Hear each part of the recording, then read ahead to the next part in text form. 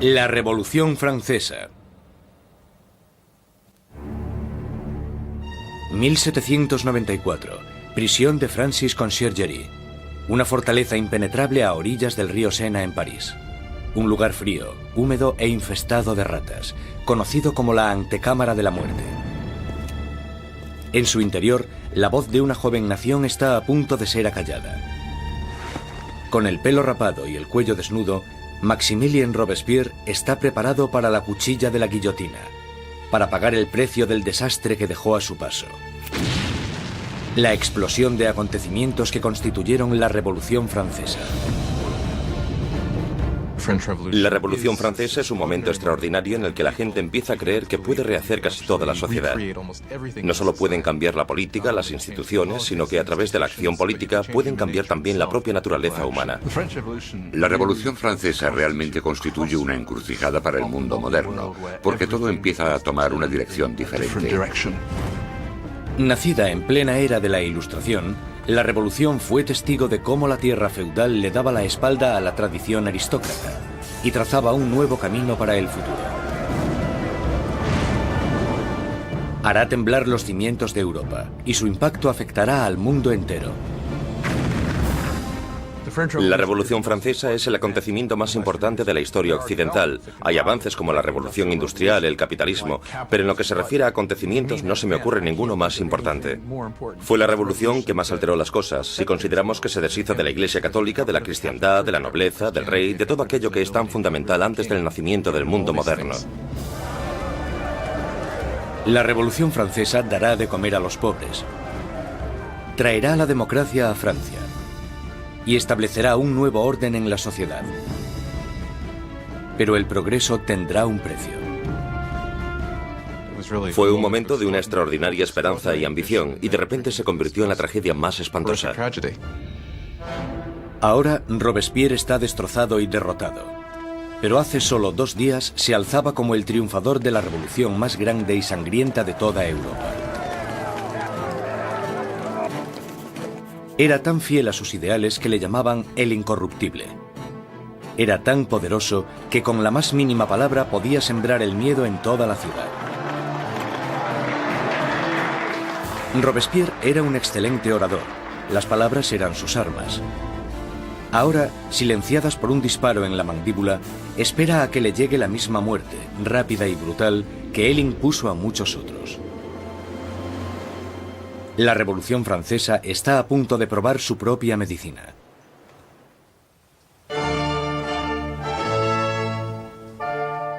En la primavera de 1770, nadie hubiese podido prever los turbulentos acontecimientos que estaban a punto de suceder.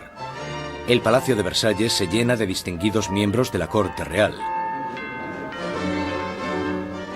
Acabado en 1682, Versalles fue la obra maestra del rey Luis XIV. Para poner cierta distancia entre él y sus súbditos, Luis XIV se trasladó fuera de la capital de Francia, a un pequeño pueblo a 19 kilómetros al este de París, donde ordenó la construcción del palacio más grandioso de toda Europa. Durante casi 100 años ha sido la residencia de la hasta ahora inquebrantable monarquía de la nación. Y hoy es testigo de una boda muy importante. El nieto del rey Luis XIV, el príncipe Louis Capet, el siguiente en la línea sucesoria al trono, está a punto de casarse.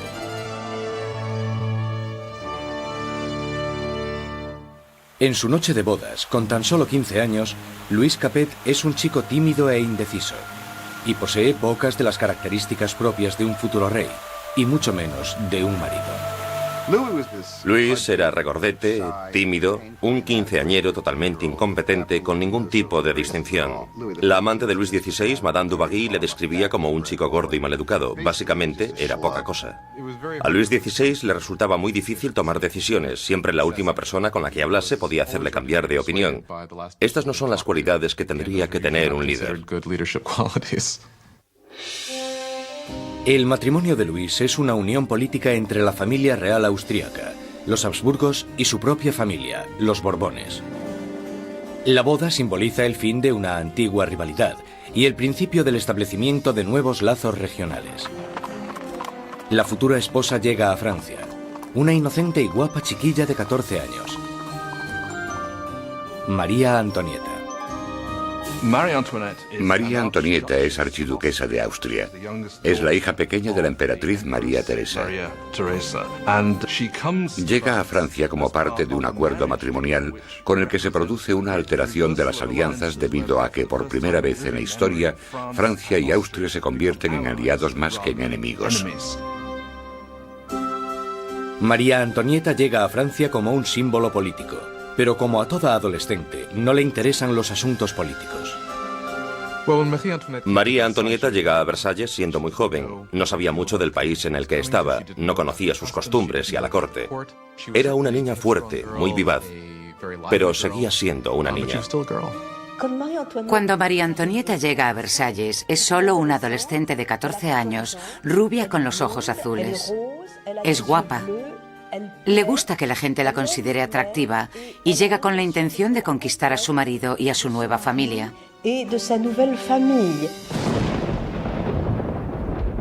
En la noche de bodas cae una tormenta que no hace presagiar nada bueno. Pero en el interior, el esplendor de la ceremonia ilumina el palacio mientras los recién casados se dirigen a su habitación real. En una ceremonia que simbólicamente asegura la concepción de un heredero, los cortesanos del rey presencian el momento en que la joven pareja se mete en la cama de matrimonio por primera vez. La gente está encantada y se crean grandes expectativas. Pero una vez cerradas las cortinas, se ve claramente que no será tan fácil engendrar un heredero. Luis no solo no estaba interesado en gobernar, Luis tampoco lo estaba en amar. Y las primeras noches no le hizo mucho caso a su mujer, ni por extensión a su matrimonio. Pasarán años antes de que se produzca la consumación del matrimonio. La ausencia de un heredero pronto hará que surjan rumores en todo el país que continuarán persiguiendo a la pareja en los años venideros. La gran fiesta de la boda continúa durante varios días en Versalles, pero más allá de las puertas de palacio no hay casi ningún motivo de celebración. Años de mala administración por parte de la monarquía han llevado a los franceses a pasar penurias y hambre. Casi una década antes, el rey Luis XV había perdido una guerra de 7 años, luchando contra Inglaterra por América del Norte. El desafortunado conflicto casi arruina a Francia, dejándola sin dinero y sin prestigio. Las arcas del Estado estaban casi vacías. Sin embargo, su población aumentaba día tras día. Con enfermedades como la peste totalmente erradicadas, pocos morían, pero muchos pasaban hambre. En el siglo XVIII, la población de Francia aumentó de 20 a 26 millones tras haber crecido solo 1 millón en los 2 siglos anteriores. Esto causó una gran tensión generalizada y un nerviosismo en la gente. 4 años después de la boda real, el abuelo del príncipe Luis pierde su última batalla, contra la viruela. Muere Luis XV, un rey derrotado e impopular, dejando atrás a un país al borde del caos. En una espléndida ceremonia, el joven príncipe Luis hereda el trono y es coronado como Luis XVI. A pesar de la grandeza de su coronación, Luis XVI es totalmente consciente de que no está en absoluto preparado para ejercer de rey.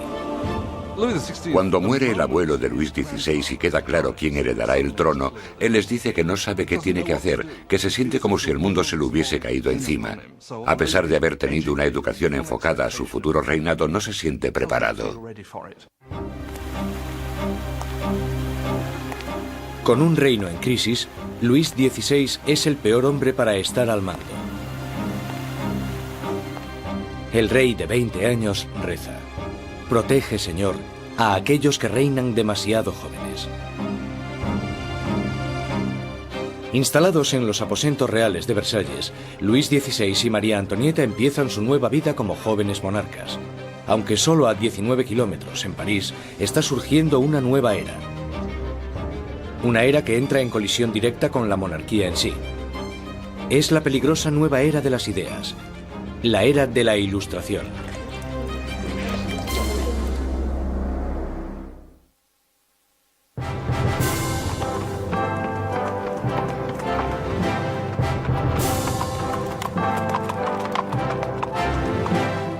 Mientras el carruaje real se va acercando al prestigioso colegio Louis le Grand en París, la gente se aglomera para echar un vistazo a la realeza.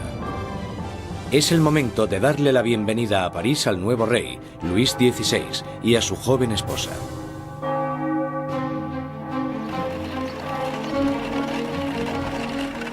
Y a la cabeza del comité de bienvenida está un prometedor estudiante de Derecho, el joven Maximilien Robespierre. Cuando Robespierre era niño, el rey visitó su colegio y Robespierre le leyó un discurso en latín. Así que, en realidad, habló con Luis XVI cuando él era solo un adolescente. Cuando Robespierre recita su monólogo en latín, el rey casi ni se fija en el niño. Pero años después, sus destinos les unirán otra vez en circunstancias muy diferentes, mucho más dramáticas. Fue uno de estos rituales habituales en los colegios, y por supuesto es totalmente irónico porque allí estaba el joven Robespierre leyendo este discurso en honor al hombre que más tarde matará.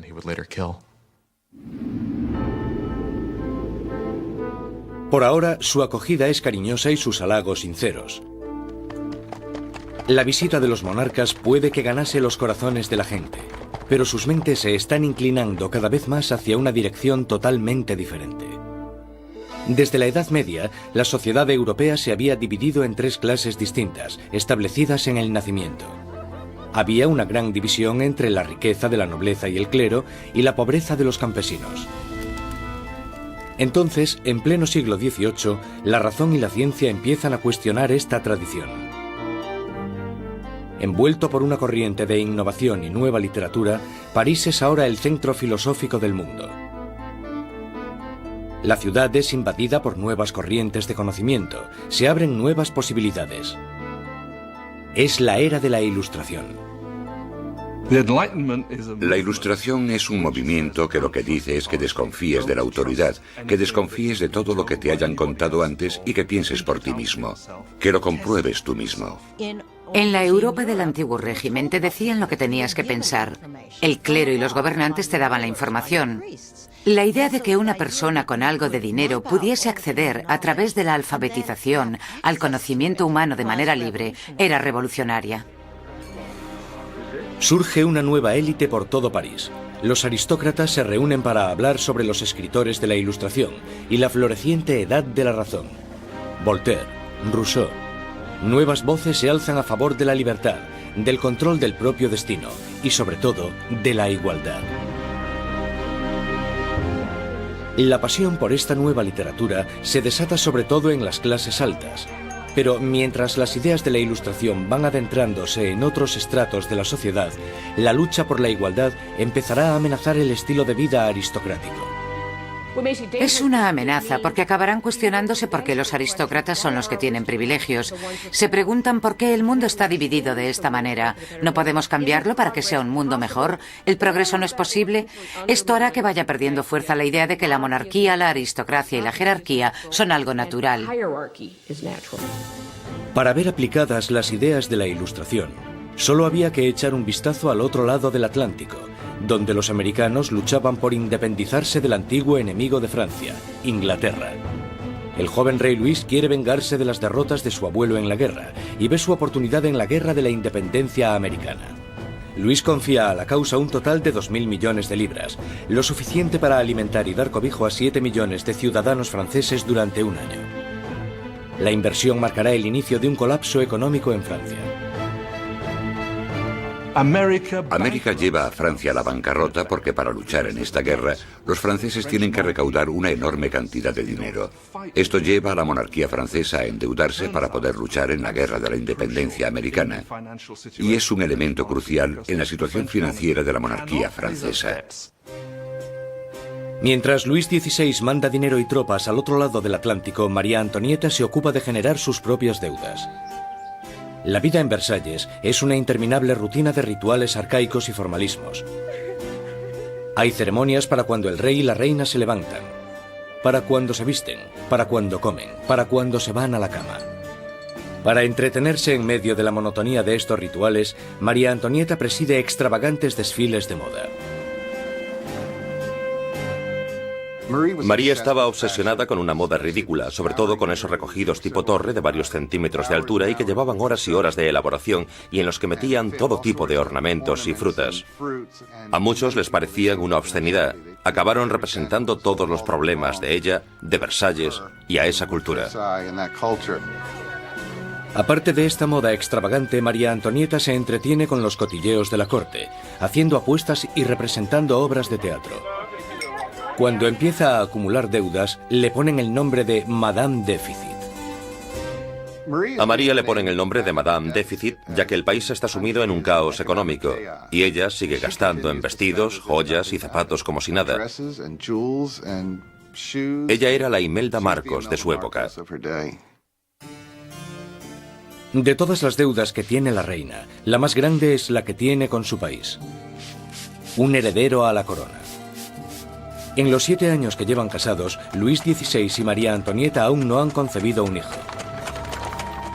Ella se encuentra en una situación cada vez más humillante. El trabajo de la reina es darle un heredero varón al trono francés. Y en esa época la gente la criticaba y estaba desilusionada. Decían que el rey nunca se debería haber casado con esa archiduquesa austriaca, porque ahora ni siquiera podía darle un heredero al trono. María Antonieta se encuentra en una situación desesperada. El apetito de Luis por la comida es incuestionable, pero el sexual está claro que no entra dentro del menú. María Teresa, la madre de María Antonieta, se cuestionaba: si una mujer tan guapa como mi hija no puede hacerle funcionar, ¿qué es lo que pasa?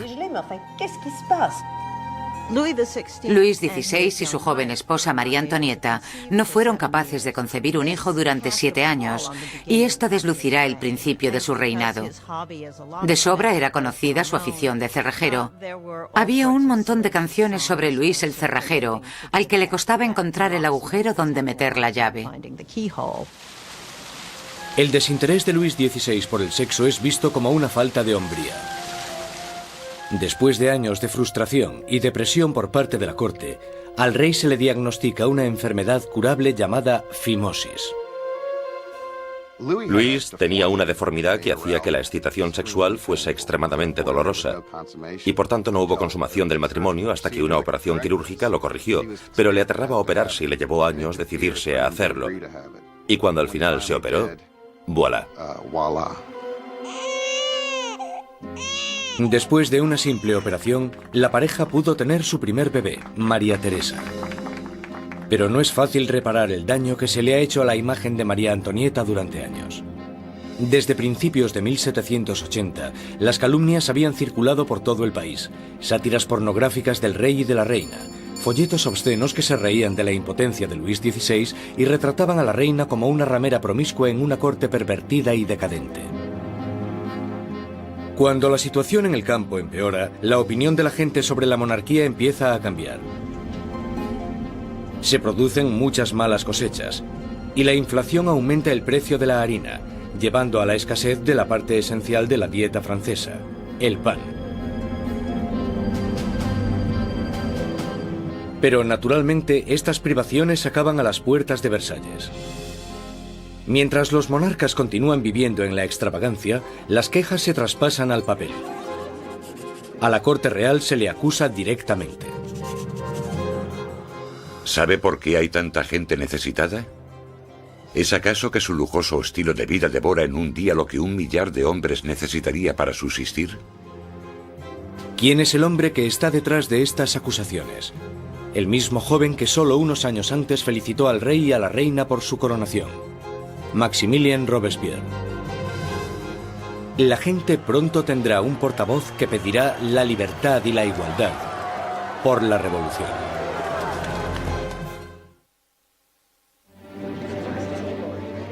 A finales del 1700, Versalles es un oasis de extravagancia, rodeado de una tierra desesperada.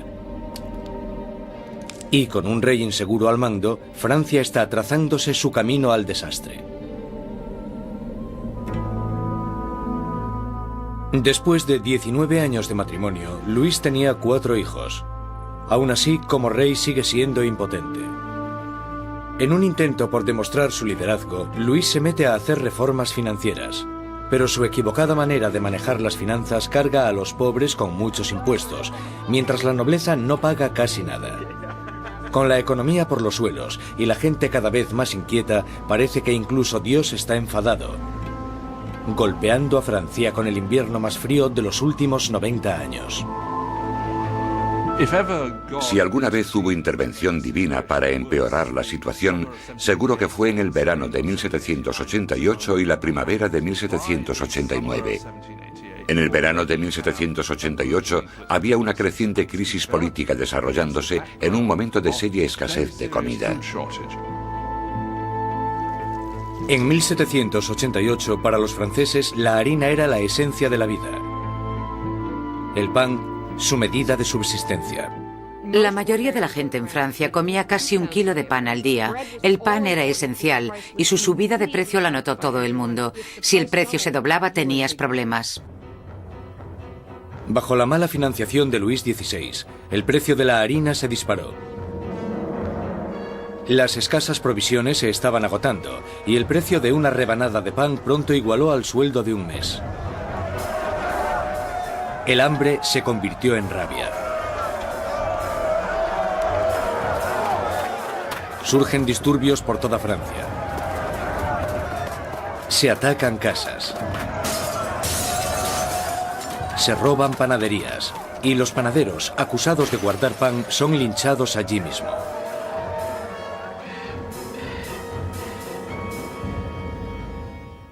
Con la economía destrozada, los bancos fuerzan a Luis XVI a contratar a un ministro de Economía, Jacques Necker. Necker, un pensador progresista, es popular entre la gente de una manera que Luis XVI solo puede envidiar. Durante la primavera del 89, Jacques Necker fue, sin lugar a dudas, el ministro más popular, porque saltó a la luz pública por sus escritos sobre el deber del gobierno de asegurarse de que haya pan y grano suficiente para todos. Con la nación en crisis fiscal, Necker insta a Luis XVI a convocar una reunión con el tradicional cuerpo representativo del reino, los Estados Generales. Es la primera vez en 175 años que se reúne a estos representantes. Políticamente, Francia estaba organizada en los llamados 3 estados. El primero era el del clero, el segundo el de la nobleza y el tercero el de todos los demás. Y según los cálculos contemporáneos, los primeros 2 estados los formaban el 3% de la población y el tercer estado el 97%. Mucha gente pensaba que era muy injusto que este tercer estado, que era la mayoría de la población, tuviese solo 1/3 de los diputados. Consideraban injusto que el Parlamento tuviese 3 cámaras y que las 2 cámaras, la de la nobleza y la del clero, pudieran siempre anular la votación de la plebe. 4 de mayo de 1789. Un destacado joven abogado y político llega a Versalles. Maximilien Robespierre viene a presentarse ante los Estados Generales como diputado, para ser la voz que pida justicia para la gente que él representa, el tercer estado. Robespierre era un huérfano provinciano que había destacado académicamente con la obtención de una prestigiosa beca, convirtiéndose en un orador elocuente. Un mojigato en apariencia, pero con las ideas muy claras. Cuando volvió a su casa, al pequeño pueblo de Arras, las ideas de la Ilustración que había absorbido en los salones de París tuvieron a un poderoso defensor porque se convirtió en el abogado de los oprimidos de su pueblo natal. Cuando volvió a Arras y empezó a ejercer de abogado, leyó mucho sobre la Ilustración, y cuando Robespierre ejerció de abogado en Arras, intentó utilizar esas ideas en los casos que él estaba defendiendo. Robespierre y sus compañeros pedían que la nobleza y el clero pagasen sus impuestos. Pero Luis XVI se siente cada vez más amenazado por el creciente radicalismo del tercer estado. Entonces, el 20 de junio, después de 6 semanas de estancamiento, los diputados se dan cuenta de que están siendo silenciados. El 20 de junio, cuando los diputados llegan a la reunión y encuentran las puertas cerradas, sospechan de un complot. Van a la sala, que era lo que nosotros llamamos la sala de juego de pelota, pero que en realidad era un frontón, se reúnen y juran que no dejarán de reunirse hasta que tengan una nueva constitución. Los diputados deciden constituirse en una nueva Asamblea Nacional y ser los verdaderos representantes del pueblo de Francia.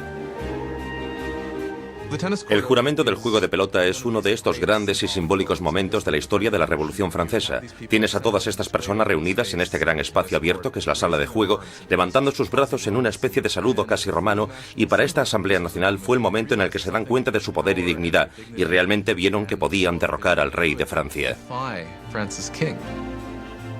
La Asamblea Nacional nace de un revolucionario estado de rebeldía. Será una comunión de voces procedentes de todo el país, un cuerpo parlamentario representando la voluntad de la gente. Pero arrebatarle el poder al rey no será tan fácil como firmar una simple proclamación. Todas estas victorias iniciales que tuvieron lugar en Versalles son la mayoría victorias sobre el papel y ninguna se había llevado a cabo.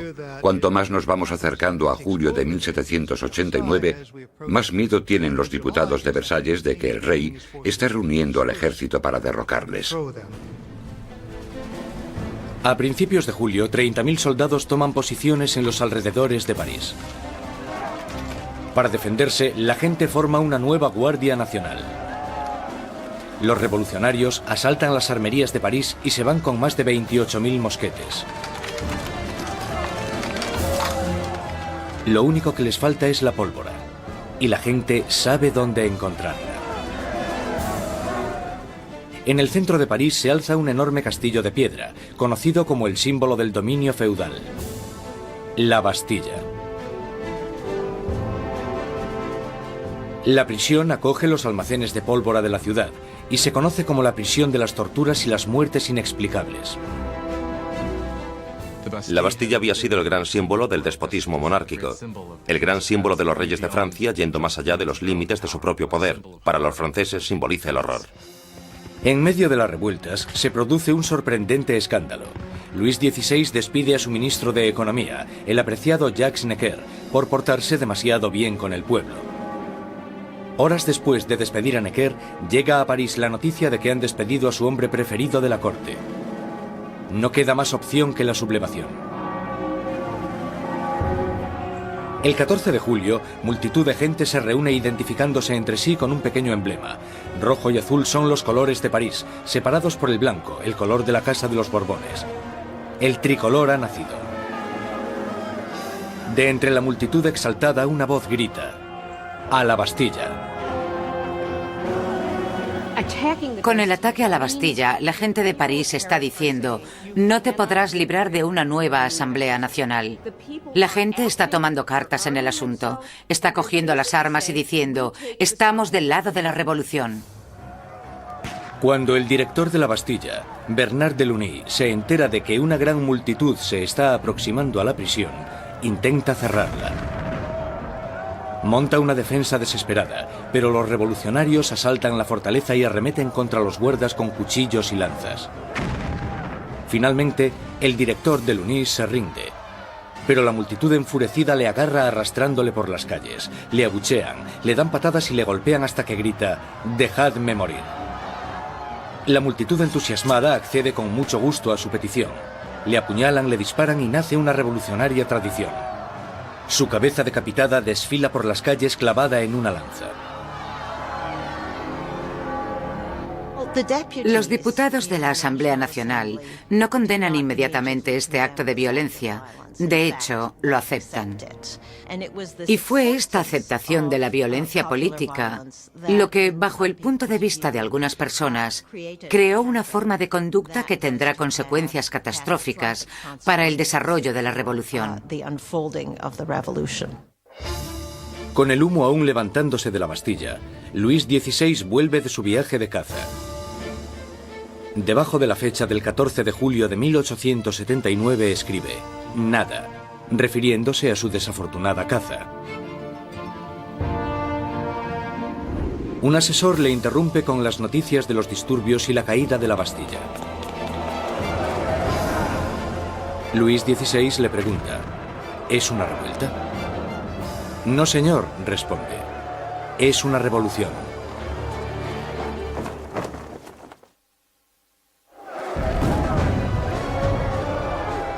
La victoria en la Bastilla desata el irrefrenable torrente de la revolución. La gente ha desafiado a su rey y ha ganado. No hay vuelta atrás. Como símbolo de la derrota del feudalismo, la gente, hombres, mujeres y niños atacan y destruyen la Bastilla con sus propias manos, ladrillo feudal a ladrillo feudal. Están empezando a desmantelar el pasado. Los franceses querían destrozar la Bastilla lo más rápido posible, pero no tenían la posibilidad de usar explosivos poderosos. Así que esto se hizo muy despacio, pero con un ímpetu tremendo. Se repartieron los ladrillos y se vendieron como símbolos de la demolición del despotismo. La energía en las calles da un nuevo ímpetu a la Asamblea Nacional. En pocos días se escribe una nueva constitución llamada la Declaración de los Derechos del Hombre y del Ciudadano. En este atrevido documento, las arcaicas distinciones de clases son abolidas y todos los hombres son considerados totalmente iguales. La Declaración de los Derechos del Hombre y del Ciudadano era una declaración promulgada por la Asamblea Nacional en la que se decía que la soberanía pertenecía al pueblo, a la nación. No se hace mención alguna al rey en todo este documento. Por tanto, con la presentación del mismo, la propia Asamblea estaba haciéndose con el poder. Con la nueva Asamblea Nacional como portavoz, los ciudadanos de Francia se dispusieron a cambiar toda la estructura de su sociedad. Exigían una monarquía constitucional, unos derechos iguales para todos los hombres y unas leyes razonables en las que basar la justicia. Para que se oyeran más las voces de la revolución, Robespierre exigió la libertad de prensa, que había sido censurada en el antiguo régimen.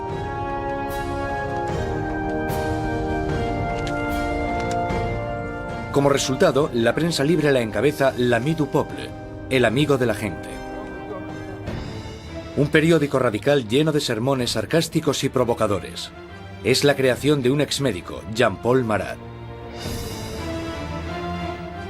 Después de un periodo de fracasos profesionales, Marat acabó viviendo en la pobreza y durante un tiempo encontró refugio en las alcantarillas de París.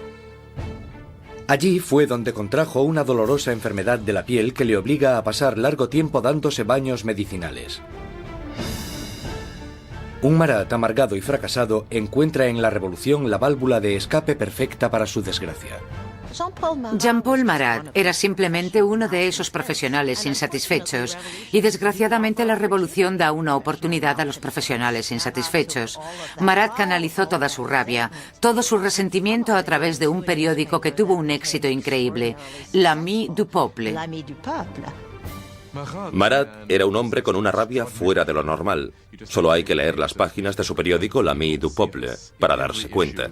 En cada publicación se puede ver la paranoia que tiene. Ve conspiraciones en todas partes contra la revolución y para él la respuesta es muy simple. La sangre, las cabezas.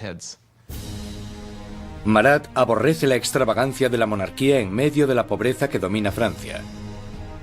Y solo necesita el rumor más insignificante para arremeter contra el rey y la reina en su periódico. El 2 de octubre de 1789 explota de rabia.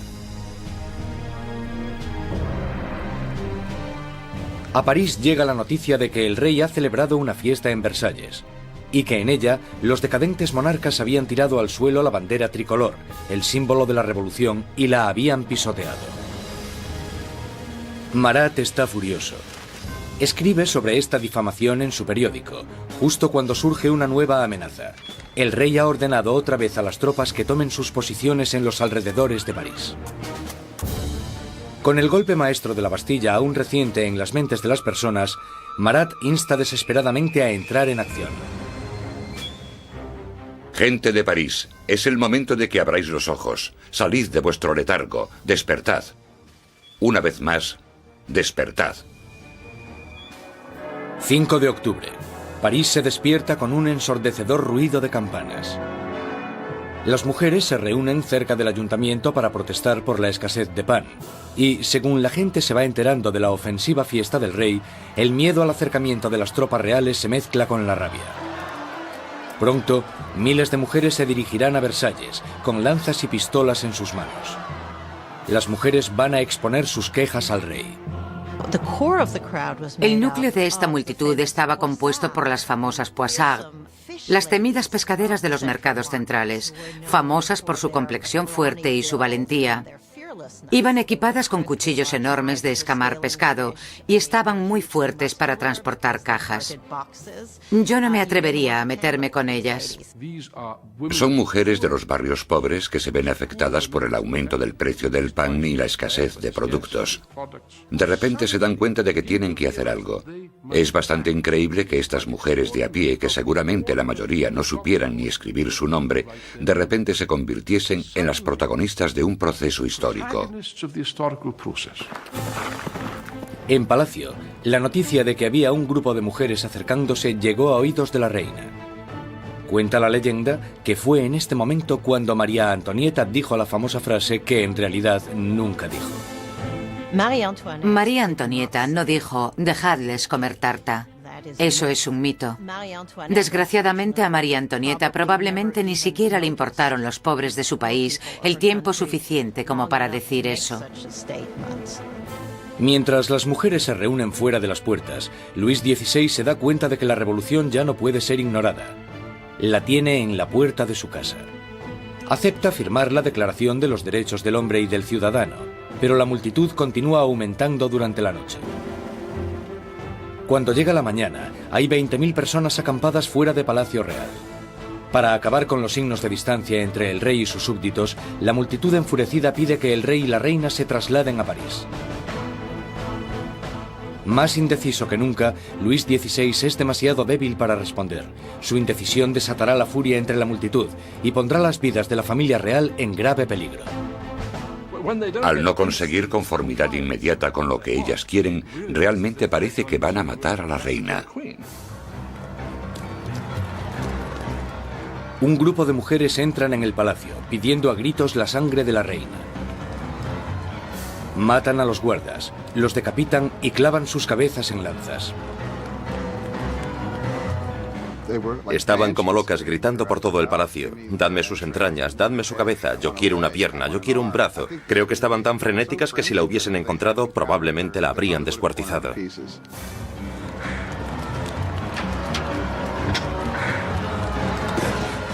Temiendo por su vida, María escapa a los aposentos de Luis XVI solo unos minutos antes de que las mujeres entren en la habitación y hagan trizas su cama.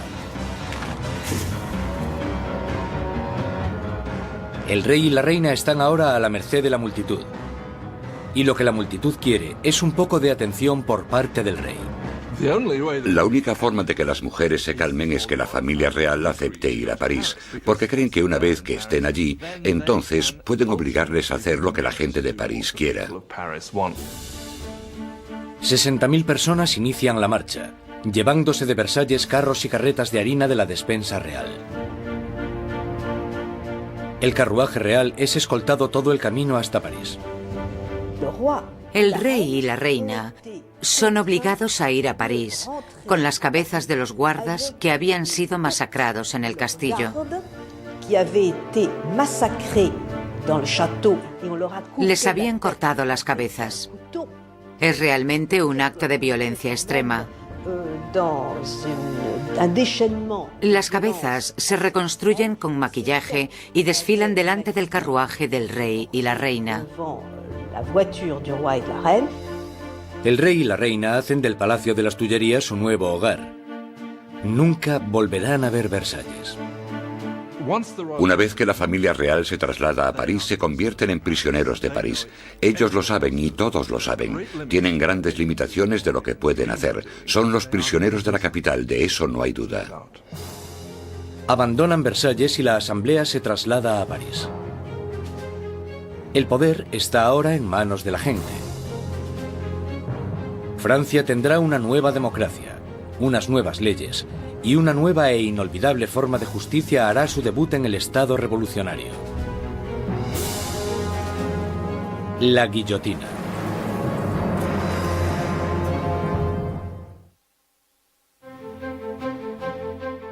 Mayo de 1791. Han pasado ya casi 2 años desde que la familia real y la Asamblea Nacional se trasladaron a París. Robespierre habla a menudo en la Asamblea y en el Club Jacobino, una sociedad que lleva el nombre de su sitio de reunión, un viejo monasterio jacobino. Ahora, las palabras son el núcleo de la revolución. y Robespierre sigue con su moral inquebrantable. Su verdadero norte es siempre la gente. Pronto le apodarán el incorruptible. Francia es ahora una monarquía constitucional. El rey está obligado a compartir su poder con los revolucionarios en la Asamblea. Pero parece que su ración de poder se va haciendo cada vez más pequeña, y es obligado a firmar ley tras ley, disminuyendo su propio poder y el del otro régimen feudal, la Iglesia Católica. Luis decide que ha llegado el momento de escaparse de los confines de la nueva república y montar una campaña para reclamar su reinado. En 1791, Luis XVI decide que necesita volver a obtener el control de su país. Y sabe que solo puede hacer eso con la ayuda de un ejército extranjero. Así que su idea es dejar el Palacio de las Tullerías y avanzar hacia la frontera más cercana. 21 de junio de 1791.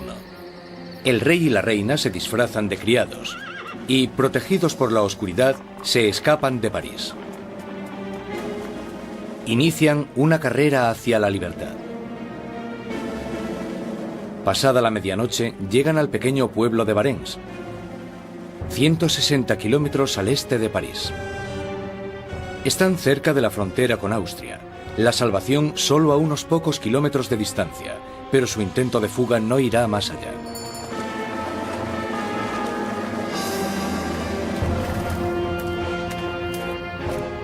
Los rumores del viaje de los monarcas les habían precedido.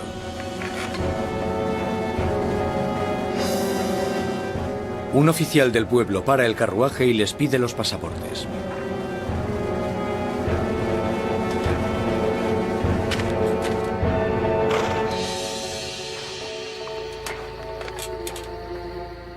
Las sospechas del oficial se confirman. Es la firma del rey. El hombre está impresionado, pero los guardias revolucionarios de cerca de allí no se sienten nada intimidados por esto. Él espera todo el tiempo que la gente le reconozca y que se produzca una rebelión a su favor, y para su horror y sorpresa, no se alegran de verle. Ven que está intentando escapar y lo que pasa es que le arrestan y se lo llevan de vuelta. La idea de que el monarca había intentado abandonar a su pueblo era psicológicamente catastrófica. El acontecimiento realmente rompió el lazo que unía a Luis XVI con sus súbditos. Ahora no solo tenían un rey superficial, sino que tenían un rey que obviamente también era un traidor. Con los enemigos oficiales de la familia real en el poder, este pasa de Luis XVI, ahora un rey prisionero, a los revolucionarios de la Asamblea. Al mando del gobierno revolucionario está Robespierre. Él brilla en lo alto del podio, dictando órdenes de todo tipo. Exige el sufragio universal y el fin de la esclavitud en las Antillas francesas. Pide incluso con más pasión la erradicación de la pena de muerte. En la nueva era de la Ilustración, Robespierre quiere deshacerse de todos los restos del pasado medieval. Europa ha heredado un macabro repertorio de métodos de ejecución de la Alta Edad Media. Muertes crueles y tortuosas, a base de arrastrar, descuartizar, colgar, ahorcar y quemar en la hoguera. Bajo el antiguo régimen había toda una colección de truculentos castigos. La decapitación estaba reservada para la nobleza, y algo que la revolución quería desde el principio era que todo el mundo tuviese una muerte igual. Querían simbólicamente que todos pudiesen tener el mismo castigo. A pesar de la oposición de Robespierre, una nueva máquina de matar toma protagonismo en París. El inventor y físico Joseph Ignace Guillotin diseña una nueva máquina de decapitación, convirtiendo la antigua decapitación en una experiencia humanitaria. El doctor Guillotin describe su nuevo aparato a la Asamblea. El mecanismo cae como un rayo. La cabeza sale volando. La sangre se desparrama. El hombre está muerto. El mayor defensor del derramamiento de sangre, el periodista Marat, publica un artículo entusiasta en su periódico anunciando el nuevo nombre del aparato: guillotina. Pronto se conocerá con otro nombre: la cuchilla nacional. Los revolucionarios franceses creían en los valores humanos. Creían que no se debía causar un sufrimiento innecesario. Y lo que les gusta de la guillotina es que es rápida y eficiente. Y parece ser que, a pesar de que nadie haya regresado para contarlo, es indolora. La guillotina silenciará a los enemigos internos de la revolución, a cualquiera que sea sospechoso de planear el regreso del rey al trono. Pero son los enemigos de alrededor de Francia los que más preocupan a la Asamblea. Hay un miedo creciente de que los miembros de la familia real que huyeron a Austria inicien una contrarrevolución armada. La Asamblea exige un ataque preventivo, una declaración de guerra a Austria. Robespierre está en contra. Robespierre es una de las pocas personas que se opone a la guerra, porque piensa que los enemigos ganarán. Robespierre teme que el país no esté preparado porque no tiene un ejército capaz de derrotar al enemigo, y por tanto el enemigo llegará y destruirá la revolución. Robespierre no consigue convencerlos. En abril de 1792, la Asamblea declara la guerra a Austria, el país gobernado por la propia familia de María Antonieta. Surge un sentimiento nacionalista. Si Austria derrota al ejército revolucionario, Luis XVI sin duda reclamará su trono. Y se sospecha que María Antonieta está ayudando al enemigo mediante el envío de cartas a sus familiares en Austria, en las que se les pasa los movimientos de las tropas francesas para que obtengan ventaja. Todo esto mientras el rey y la reina simulan su apoyo a la revolución.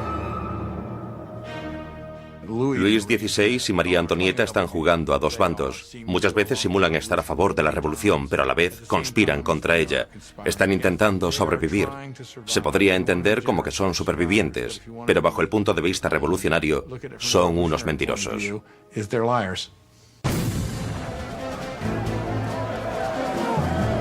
Con el ejército francés sufriendo grandes pérdidas en la frontera, llega la noticia de que en París el aliado de Austria, Prusia, se ha unido a la invasión. Las tropas están bajo el mando del duque de Brunswick, un general prusiano. La tensión invade las calles de París. Y entonces los periódicos publican una carta del duque de Brunswick, un manifiesto en el que se amenaza con destruir París si se le hace daño a sus majestades el rey y la reina. Una amenaza equivocada que fracasa totalmente. 10 de agosto de 1792. 27.000 ciudadanos armados, empujados por la rabia y la indignación, se dirigen al Palacio de las Tullerías e inician un ataque salvaje contra los guardias reales. Al final mueren más de 800 hombres de ambos bandos. El rey huye y busca protección en la Asamblea, pero ya no existe la monarquía. A Luis le han quitado oficialmente su título. Ha nacido la República Francesa. La cuchilla de la guillotina es bautizada con la sangre de los restantes guardias de Luis XVI.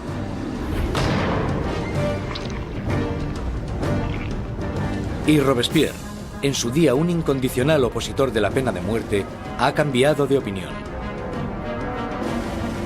El nacimiento de una nueva república solo puede iniciarse con la muerte de un rey.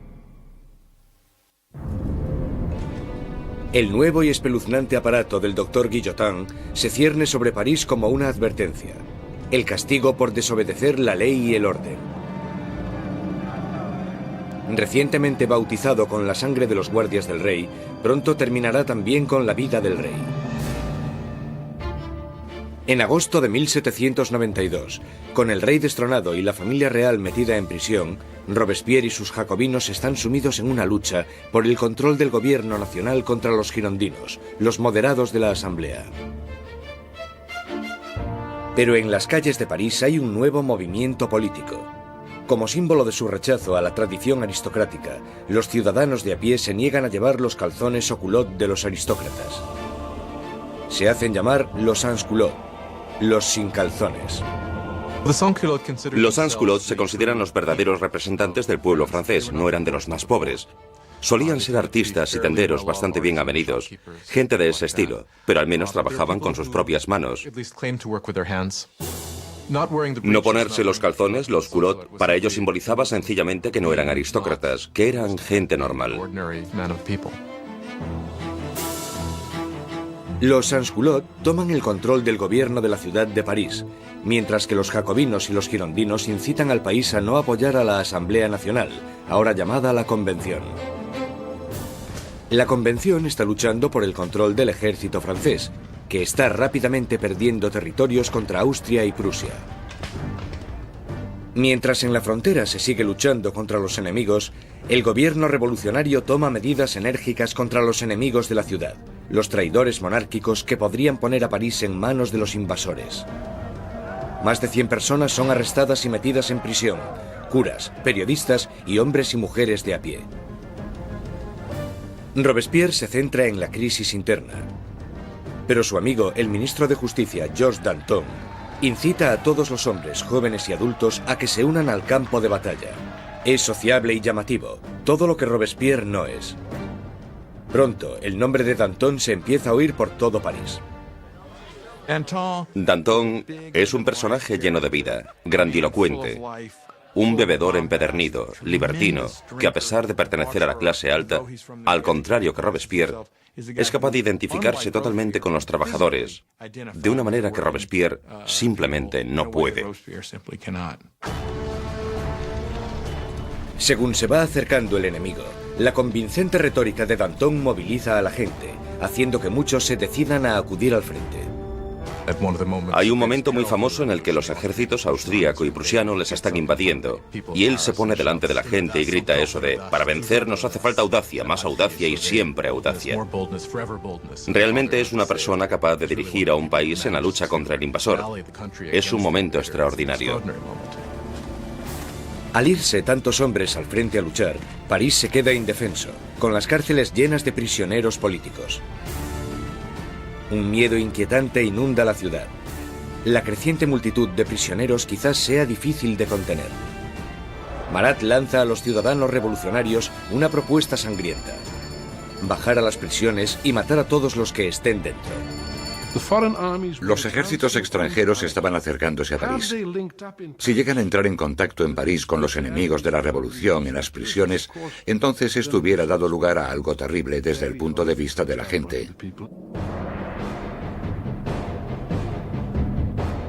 En la primera semana de septiembre llegan malas noticias del frente. Prusia ha tomado Verdun, una ciudad en el camino de París. Ahora el enemigo está solo a unos kilómetros de distancia. El miedo que asolaba París explota. Los sans-culottes entran en las prisiones e inician un violento ataque contra los presos de la ciudad. No dejarán vivo a ningún traidor. Los sans-culottes entraron en las prisiones, sobre todo aquellas donde estaban encerrados los curas refractarios, donde estaban los nobles y donde estaban los presos políticos, y empezaron a llevar a cabo sus propios juicios improvisados, que eran muy cortos, y la mayoría de las veces acababan en muerte.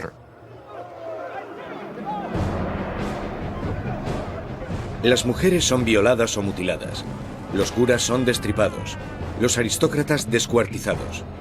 En la primera masacre, más de 1.600 personas son asesinadas en solo unos días. Cuando la noticia de las masacres de septiembre se extiende por Europa, los enemigos de la revolución sienten repulsión.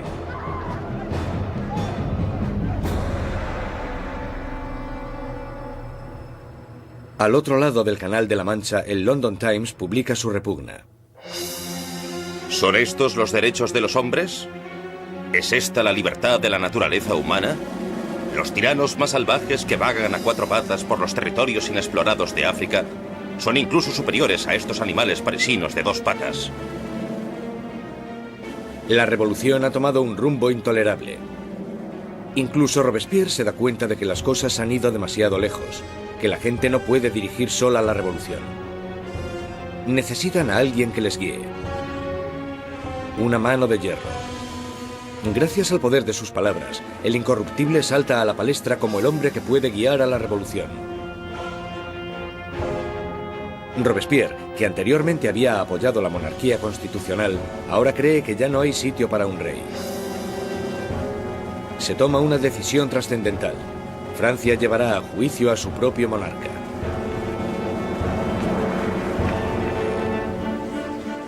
Con el veredicto reducido a una mera conclusión, el único debate sobre la mesa es la condena. Los moderados, los girondinos, piden que no se acabe con su vida, y esto les deja a un lado de la convención. A los girondinos se les planteaba una cuestión importante en lo que se refiere al rey, porque aunque ellos estaban convencidos de querer una república, no estaban tan seguros de que fuera necesario matar al rey. Los jacobinos, que querían la sangre del rey, superaban en número a los girondinos. ¿Por qué los jacobinos querían matar al rey? Yo creo que porque, como muy bien dijo Robespierre, para que la revolución pueda vivir hay que matar al rey. Si está bien que haya un rey, entonces algo va mal en la revolución. En todos los sistemas que existen, solo hay un castigo para la traición, y esa es la muerte. Por tanto, en ese sentido, si el rey es culpable de traicionar a su país en tiempos de guerra, entonces la conclusión es que debe sufrir la muerte de un traidor. El 20 de enero de 1793, Luis XVI es declarado culpable. Se dicta sentencia. El rey debe morir.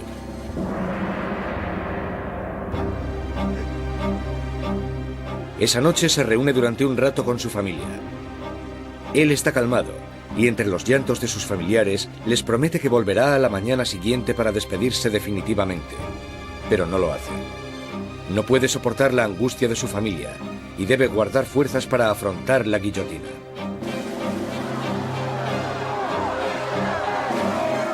A la mañana siguiente, un carruaje lleva a Luis XVI al patíbulo. Estoicamente camina hacia la guillotina.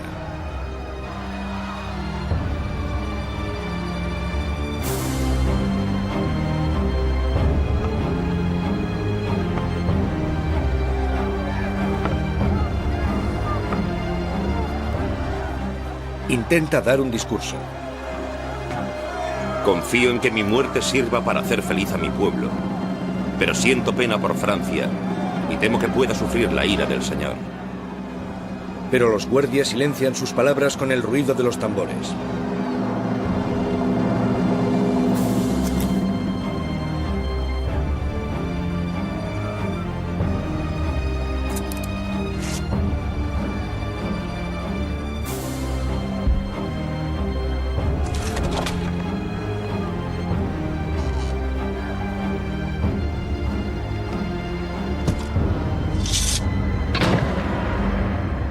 A las 10:22 de la mañana se acaba con la vida del hombre que fue rey de Francia. Desde la prisión del templo, María Antonieta oye los disparos de los cañones, anunciando la muerte de su marido. Se desploma del disgusto.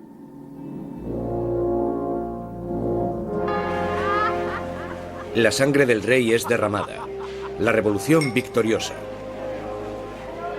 Pero los enemigos de la revolución pronto reclamarán su propia victoria. ¿Su objetivo? El hombre que está pidiendo que rueden tantas cabezas. Jean-Paul Marat.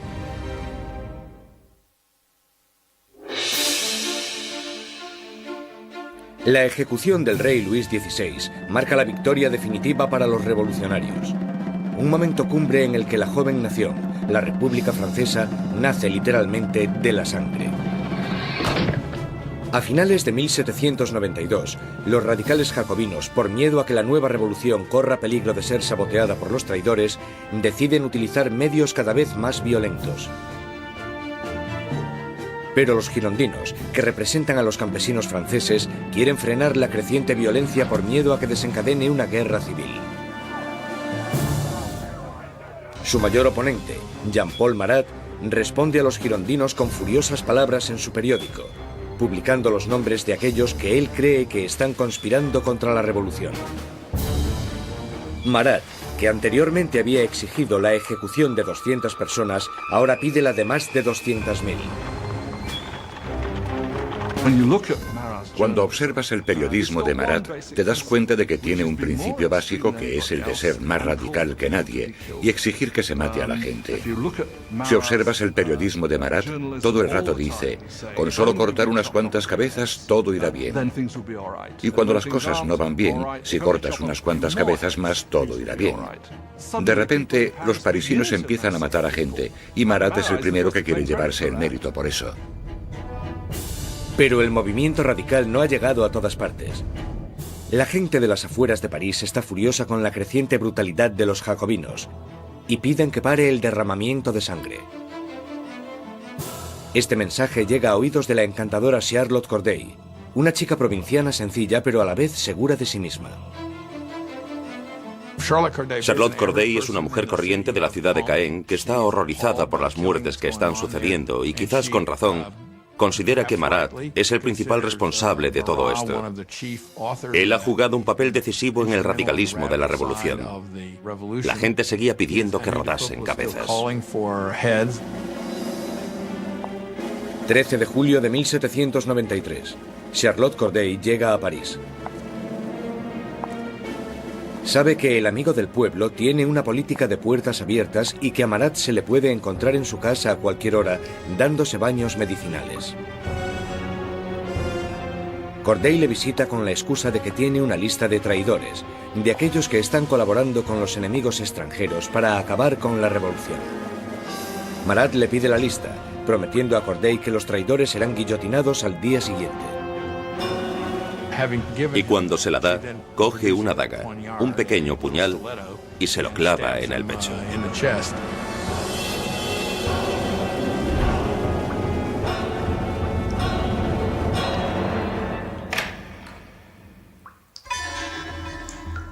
El llamado amigo del pueblo muere en el acto. La furiosa voz de su periódico es silenciada.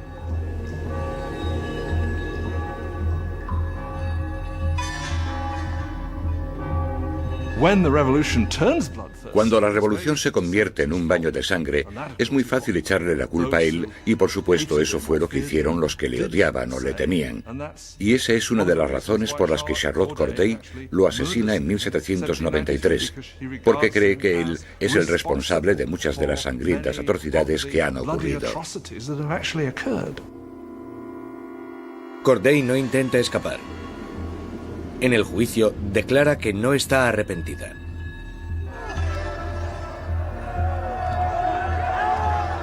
¿Qué esperaba conseguir asesinando a Marat? La paz. Ahora que está muerto, volverá la paz a mi país. Charlotte Corday es rápidamente ejecutada y su sueño de paz muere con ella. Ha matado a Marat el hombre, pero ha creado a Marat la leyenda, y su famosa muerte es retratada por un pintor revolucionario, Jacques-Louis David. Se convirtió en un mártir. Se convirtió en algo casi como una figura religiosa. Había gente que incluso le rezaba, decían corazón de Jesús, corazón de Marat. En su funeral llegaron a hacer cosas como coger el baño donde le habían matado y ponerlo en el altar casi como si fuera una especie de crucifijo. Si te fijas en el cuadro de David de la muerte de Marat, el cuerpo de Marat está colocado exactamente igual que el cuerpo de Jesús en las representaciones clásicas de la piedad, el descenso de la cruz. Así que, claramente, se está asociando a Marat con Cristo. Y Marat representa una nueva especie de Dios en la República Radical.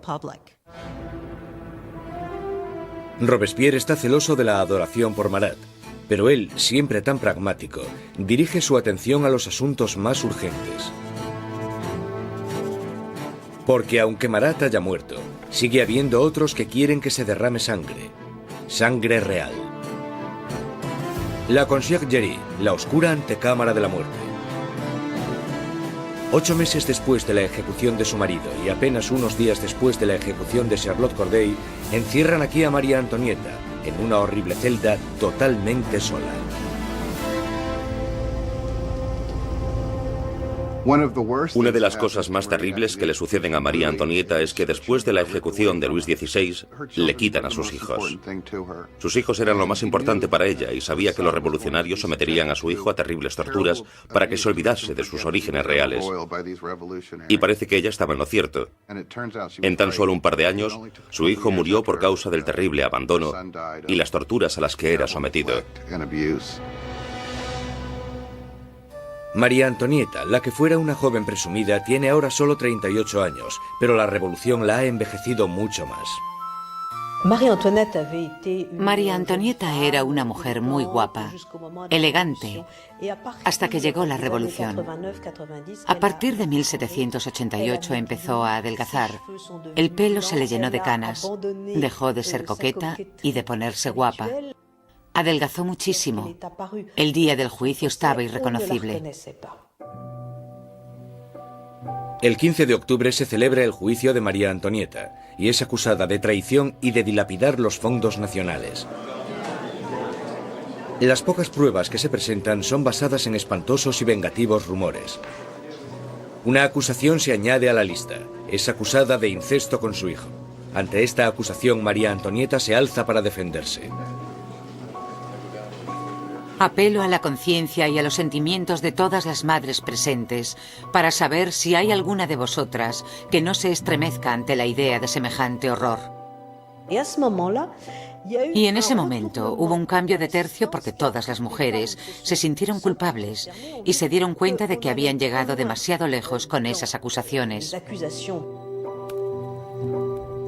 María Antonieta tiene esperanzas de que, en un momento de compasión pública, la deporten a Austria, pero sus esperanzas se echan por tierra cuando se entrega la sentencia. Correrá el mismo destino que su marido.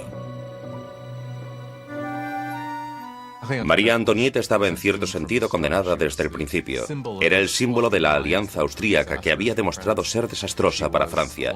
Ella era, junto con su marido, el hazmerreír de la gente debido al aparente fracaso sexual de su matrimonio. Y ella era un símbolo de la cultura monárquica en una época en la que la propia cultura monárquica era vista como algo totalmente corrupto y perjudicial para el país. Así que por todas estas razones era odiada como ninguna otra reina había sido odiada jamás. Era vilipendiada e injuriada. Desde su celda, María Antonieta escribe una última carta despidiéndose de sus hijos y de su familia, prometiendo ser valiente. Le cortan su pelo blanco y largo para prepararle para la guillotina.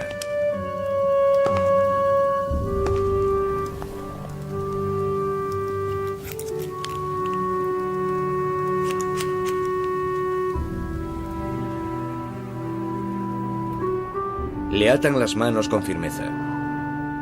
Mientras es escoltada para salir de la prisión, tiene la esperanza de que llegue un carruaje. En vez de eso, es una carreta, la carreta donde van los criminales comunes. Ella esperaba que cuando la llevasen al patíbulo recibiría el mismo tratamiento que recibió el rey, lo que suponía subir en un carruaje cerrado para que la multitud no pudiese llegar hasta ella. Pero la pusieron en una carreta abierta y la gente le gritaba todo tipo de cosas horribles, terribles amenazas. Apenas la sombra de la soberana que fue, María Antonieta mantiene su dignidad de reina mientras desfila por las calles de París.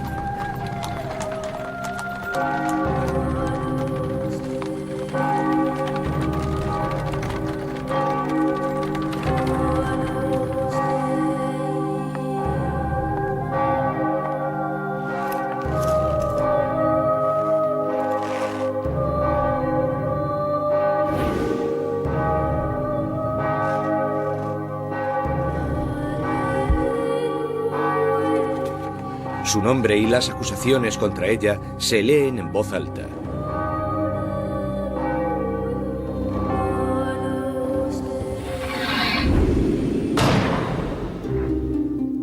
La última reina de Francia ha muerto. Varios días después, tras incontables ejecuciones, un miembro de la Convención Nacional comenta lo absurdas que son estas masacres, y sus aliados, uno detrás de otro, son guillotinados. Él dijo, la revolución es como Saturno, devora a sus propios hijos. Danton le contesta, las revoluciones, amigo mío, no son un camino de rosas. El derramamiento de sangre solo acaba de empezar.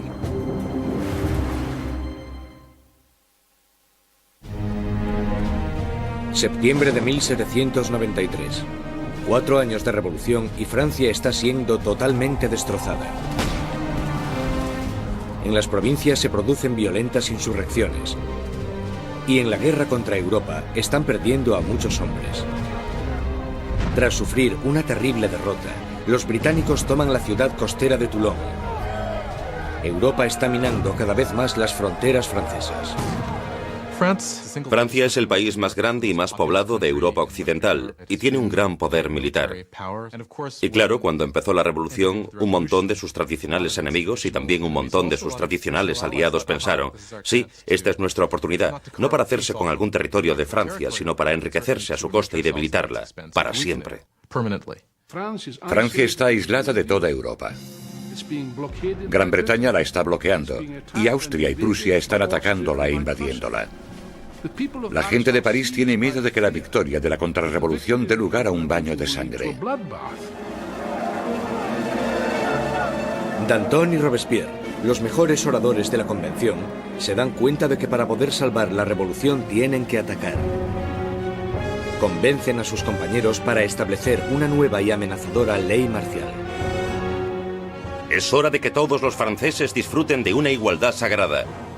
Es el momento de imponer esta igualdad mediante leyes que hagan justicia contra los traidores y conspiradores. Haced que el terror esté a la orden del día. Esto inicia un nuevo capítulo en la revolución.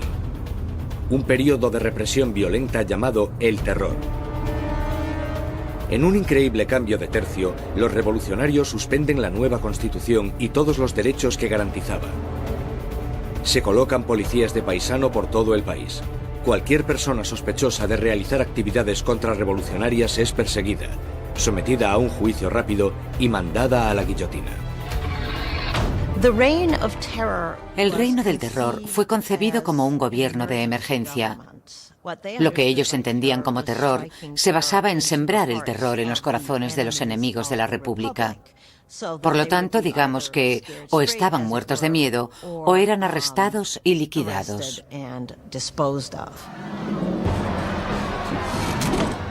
La más mínima sospecha podía mandar a cualquiera al patíbulo.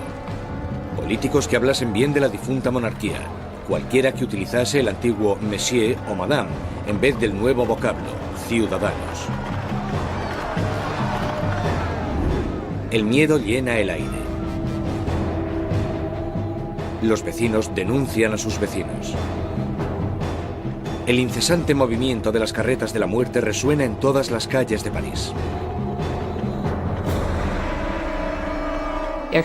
La gente está totalmente pendiente de las ejecuciones. Saben que en París hay policías de paisano, bastantes policías de paisano por todas partes, de pie en la cola del pan, escuchando lo que las mujeres dicen y arrestándolas si no les gusta lo que oyen. Podían arrestarte por quejarte por lo caro que estaba el pan. Podían arrestarte incluso por no estar demasiado contenta con el curso que tomaban las cosas y con el éxito de la revolución, así que en realidad casi todo lo que comentaras podía traerte problemas. La Asamblea constituye un tribunal revolucionario, acelerando los juicios y las ejecuciones con una eficacia implacable.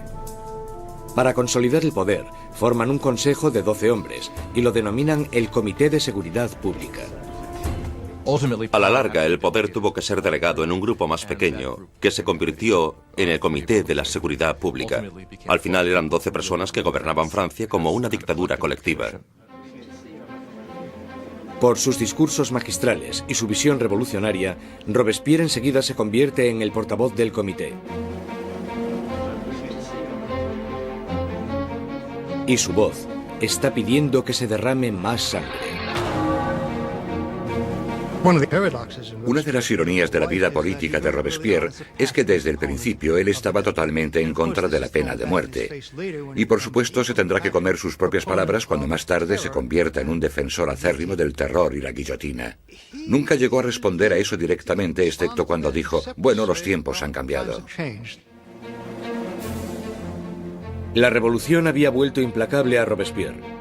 El que fuera un apasionado defensor de la libertad de prensa ahora restituye la censura, vestigio del antiguo régimen. La Iglesia ya está siendo atacada y él se queda de brazos cruzados mientras uno de los revolucionarios más radicales, Jacques-René Hebert, hace una nueva propuesta: la descristianización. En plena crisis de la guerra y en plena rebelión interna, la gente empieza a decir que la culpa de todo la tienen los curas, la religión. Y que lo que tenemos que hacer, si queremos salvarnos de los enemigos de la revolución, es destrozar el poder de la Iglesia Católica.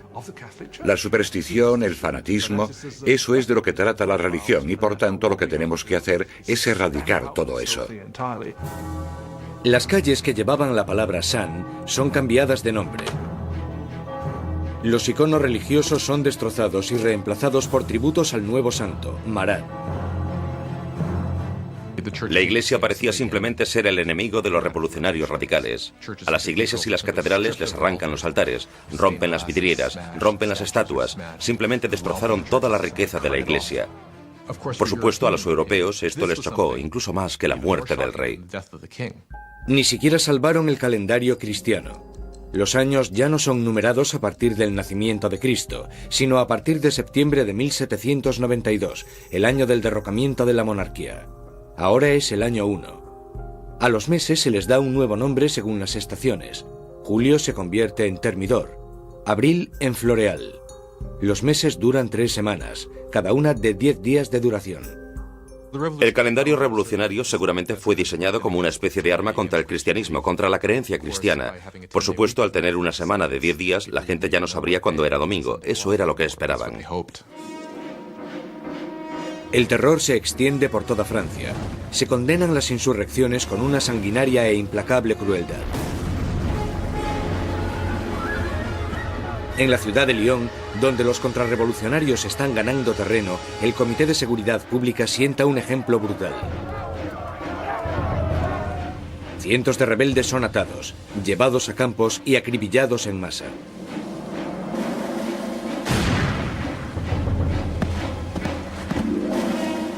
Una región llamada la Vendée, al oeste de Francia, también se ha convertido en bastión de la contrarrevolución. Barcas llenas de rebeldes y curas atados entre sí son hundidas sin piedad. Más de 100.000 personas son asesinadas solo en la zona de la Vendée. En París, la hoja de la cuchilla cae a un ritmo aún más frenético.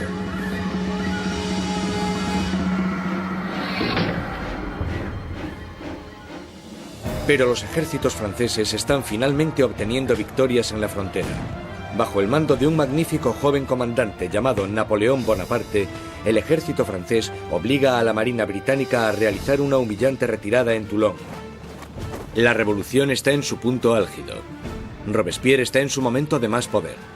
Ha acabado con los enemigos de la revolución y ha asegurado su éxito sembrando el terror. Durante un tiempo, el terror fue un mecanismo muy efectivo para conseguir la unión del país, la unión del gobierno, y para luchar en lo que fue, después de todo, una guerra en varios frentes, en el frente este, en el frente norte, contra enemigos externos. Una guerra civil en la zona de la Vendée, que fue la más sangrienta de todas, y también una guerra civil contra los girondinos y otros revolucionarios en contra del gobierno. El terror había alcanzado sus objetivos, pero no se para ahí, y no parará hasta que destruya al hombre que lo sembró. Maximilien Robespierre.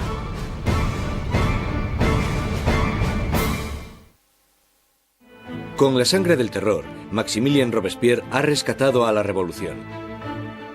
Un enérgico ejército está defendiéndose contra los ataques en la frontera, pero las dificultades internas aún no se han sofocado. En la cima del éxito, Robespierre sueña con un reto aún más grande: sembrar más terror para crear un nuevo tipo de sociedad. La República de la Virtud. Con virtud se refiere a la virtud cívica. Es un principio fundamental para Robespierre. Por ejemplo, no puedes ser un ciudadano virtuoso con simplemente obedecer la ley. Debes de estar activamente involucrado en el trabajo del Estado, y eso incluye acabar con los enemigos del Estado. El 5 de febrero de 1794, Robespierre da un discurso destacando su filosofía. El terror sin la virtud es desastroso, pero la virtud sin el terror no vale para nada. Asocia la virtud con el terror. El terror en ese momento se convierte, a su manera de ver, en un instrumento con el que crear virtud. Pero otros no están de acuerdo. Para Danton, la revolución está yendo por el camino equivocado. Él y sus seguidores, los dantonistas, creen que es el momento de acabar con el terror, porque este ya ha hecho su función. En la primavera de 1794 las cosas empiezan a mejorar. Ya no hay tantos problemas con la comida, la campaña de guerra está yendo mejor y Danton está diciendo básicamente que necesitan establecer una nueva base de gobierno, moverse hacia la normalización. Robespierre piensa que es demasiado pronto. Danton empieza organizando un grupo para debatir cómo acabar con el terror. Robespierre lo interpreta como una amenaza directa al gobierno. No lo ve como una simple diferencia de opinión sobre la dirección que debe tomar la política, lo ve como una traición. Y en la República de la Virtud de Robespierre, solo hay una respuesta a la traición. Los dantonistas son perseguidos y enseguida sentenciados a muerte. Robespierre ha mandado a cientos al patíbulo, pero estas ejecuciones le ponen nervioso. No acudirá a la decapitación de sus antiguos amigos y aliados. Mientras sube las escaleras de la guillotina, Danton grita: De lo único que me arrepiento es de irme antes que esa rata de Robespierre.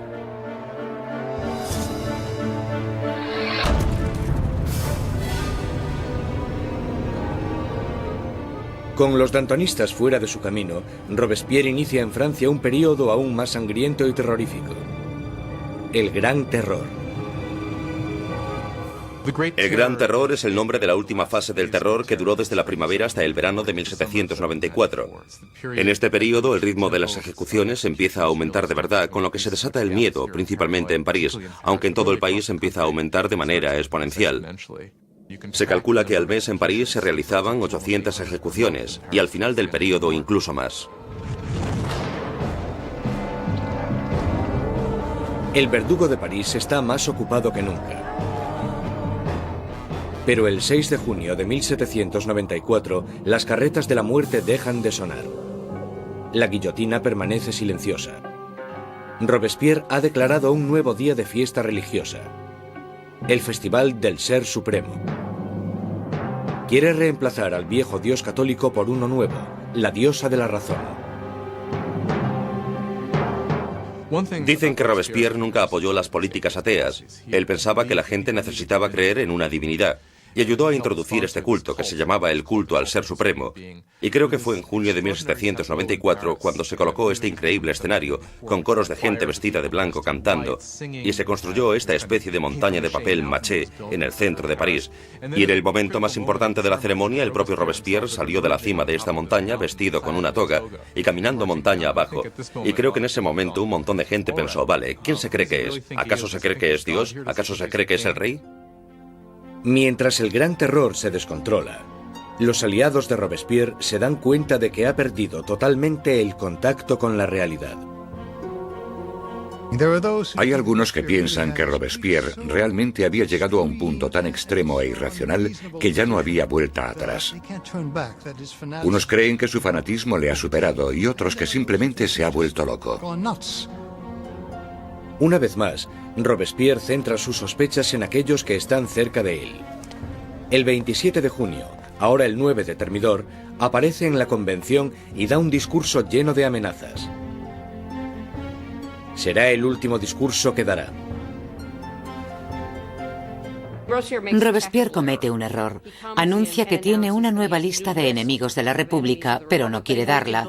Todo el mundo teme estar en ella. Y cuando al día siguiente decide hacerla pública, le arrestan antes de hablar. Un improvisado coro de voces grita a Robespierre.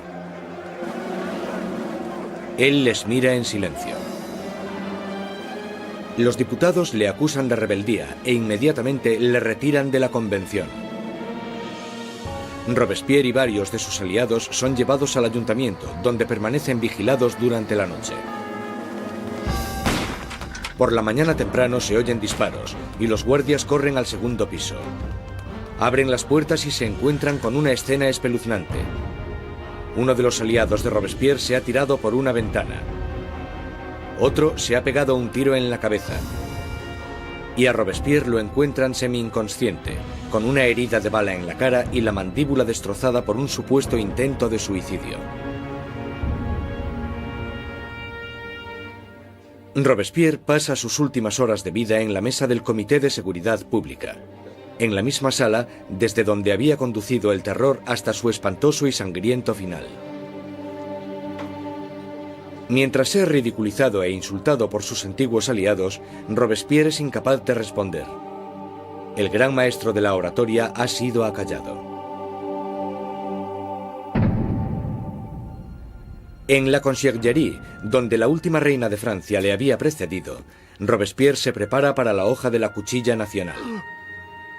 Su compañero de celda, el revolucionario Saint-Just, le señala un dibujo de los derechos de los hombres y el ciudadano, y declara: por lo menos hicimos eso.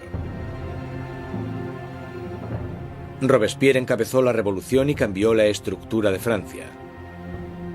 Estableció un nuevo orden de sociedad e instauró un sistema sangriento y tiránico para asegurarse el éxito. Pero estaba destinado a ser una de las últimas víctimas de este sistema. Resulta que la gente quiere realmente acabar con el terror, pero nadie sabe cómo hacerlo. Lo único que puede acabar con el terror, y parece que en eso todos están de acuerdo, es la caída de Robespierre.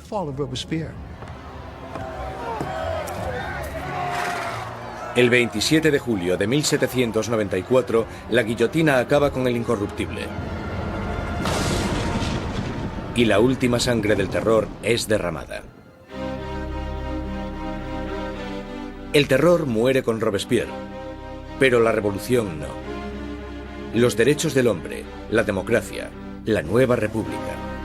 Los logros de la revolución sobrevivirán más que cualquiera de los propios revolucionarios. Francia entrará en un periodo de incertidumbre, paralizada por el miedo a otro terror, o incluso algo peor: la vuelta a la pasada monarquía opresiva. Pasarán 5 años de estancamiento, hasta que, una vez más, el poder se consolide en manos de un único hombre, Napoleón Bonaparte. Los historiadores no se ponen de acuerdo sobre cuándo terminó la revolución. Algunos creen que terminó con la subida al poder de Napoleón. Otros mantienen que la revolución continuó hasta el siglo XIX e incluso más allá. La Revolución Francesa es un momento en el que la gente toma por primera vez las riendas de su propio destino. La idea de que los súbditos de la monarquía más antigua, más prestigiosa y más poderosa de Europa pudiesen reescribir su historia fue algo que tuvo una resonancia increíble. La revolución destruyó la antigua Europa feudal y cambió para siempre el curso de la civilización occidental. Con la Revolución Francesa surgen muchas preguntas. ¿Cuánta violencia está justificada para conseguir una sociedad mejor? ¿Tiene la gente derecho a acabar con lo que consideran un sistema injusto para reemplazarlo, por lo que están convencidos en sus corazones de que es un sistema más justo? ¿Cuánta violencia está justificada para poder llevarlo a cabo? Aún hoy en día nos preguntamos todo esto. Cuando Robespierre y sus aliados estaban ocupados conduciendo a su país hacia el futuro, muchos de ellos se debieron haber preguntado cuál sería el resultado final. Más de 200 años después del nacimiento de la República Francesa, el fantasma de Robespierre está aún presente en las revoluciones. Desde Rusia hasta Vietnam, desde China a América Latina. Los experimentos franceses con la democracia han inspirado los modelos de todo el mundo. Sea donde sea que haya una tiranía, el grito pidiendo justicia perdurará para siempre. Libertad, igualdad, fraternidad. Por la revolución.